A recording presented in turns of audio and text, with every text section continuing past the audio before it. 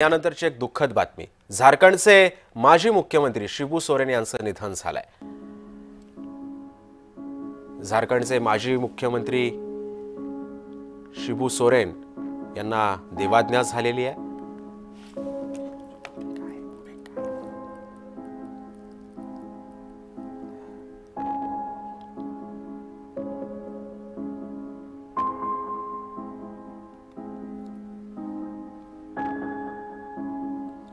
शिबू सोरेन यांची कारकीर्द जी होती, राजकीय कारकीर्द जी होती, ती नरसिंहरावांच्या जसं घोटाळ्यामध्ये त्यांचं नाव अडकलेलं होतं तसंच यांचंही नाव अडकलेलं होतं।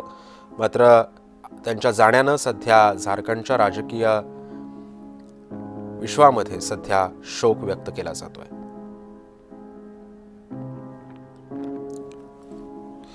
दरम्यान त्यांचे चिरंजीव हेमंत सोरेन यांच्या आता खांद्यावरती सध्या झारखंडच्या मुख्यमंत्री पदाची धुरा आहे आणि याच पार्श्वभूमीवरती आज हेमंत सोरेन यांना पितृशोक झालेला आहे।